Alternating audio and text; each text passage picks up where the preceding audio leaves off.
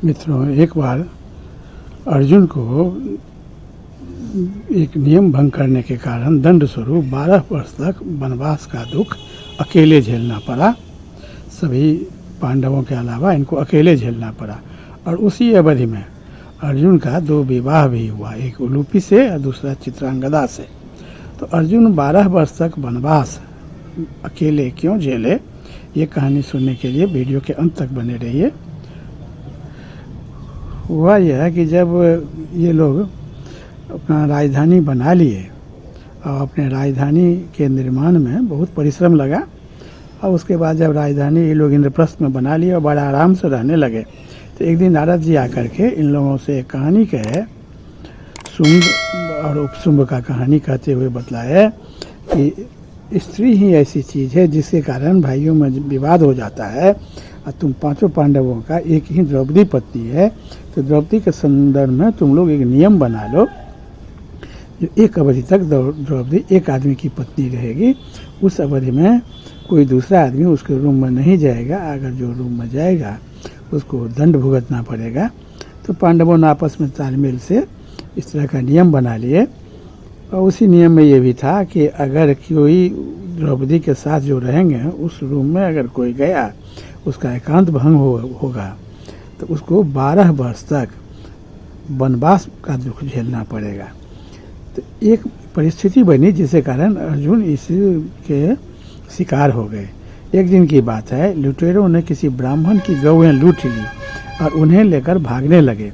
ब्राह्मण को बड़ा क्रोध आया, वह इंद्रप्रस्थ में जाकर पांडवों के सामने करुण क्रंदन करने लगा। ब्राह्मणों ने कहा कि पांडव, तुम्हारे राज्य में दुष्टात्मा और क्षुद्र लुटेरे मेरी गौएं छीनकर बलपूर्वक लिए जा रहे हैं, तुम दौड़कर उन्हें बचाओ। जो राजा प्रजा से कर लेकर भी उसकी रक्षा का प्रबंध नहीं करता, वह निसंदेह पापी है। मैं ब्राह्मण हूँ, गौओं का छीन जाना मेरे धर्म का नाश है। तुम्हें उचित है कि इस समय तुम पूरी शक्ति से मेरे गौओं की रक्षा करो। तो अर्जुन ने ब्राह्मण का करुण क्रंदन सुनकर उन्हें ढाढ़स बनवाया, परंतु उनके सामने एक अड़चन थी कि जिस घर में राजा युधिष्ठिर द्रौपदी के साथ बैठे हुए थे, उसी घर में उनके अस्त्र शस्त्र थे। नियमानुसार अर्जुन उस घर में नहीं जा सकते थे।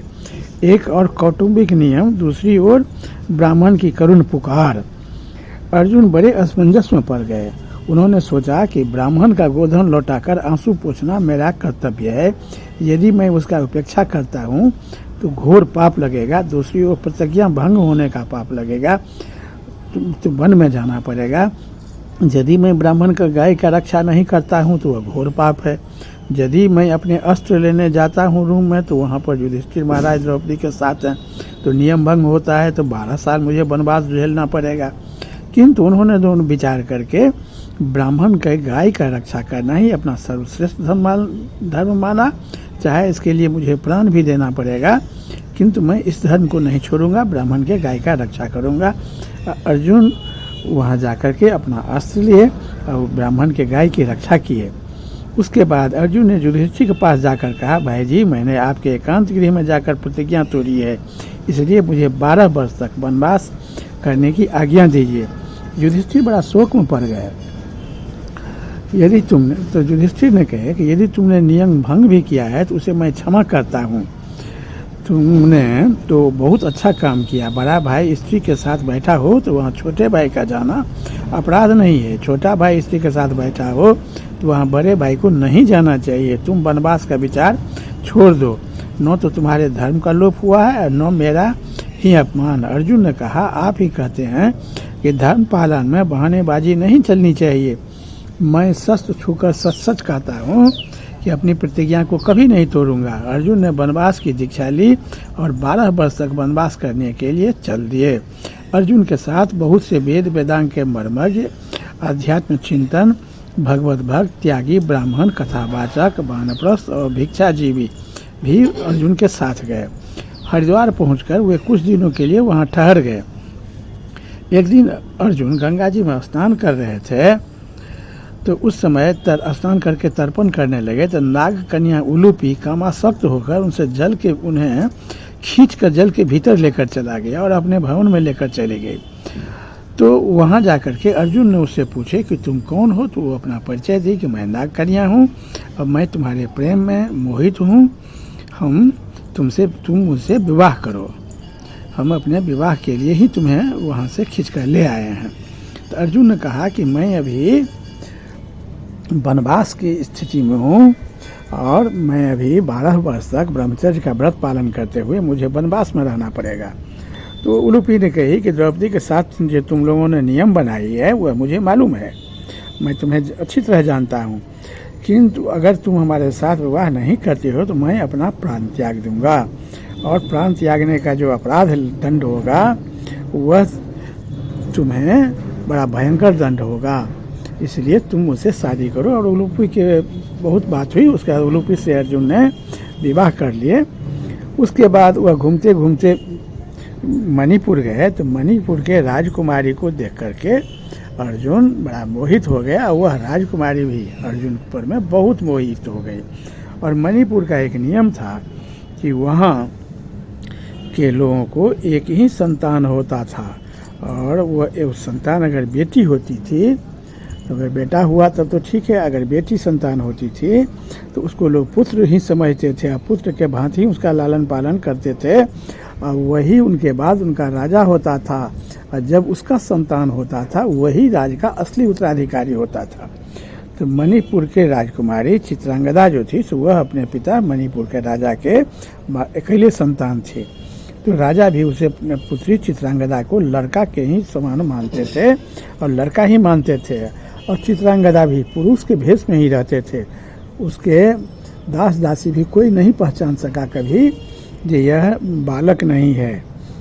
तो कोई नहीं जानता था, वह पुरुष के रूप में ही रहती थी। वही आवाज़, वही हालचाल, वही ढंग, कपड़ा लता सब कुछ वह पुरुष ही जान पाती थी।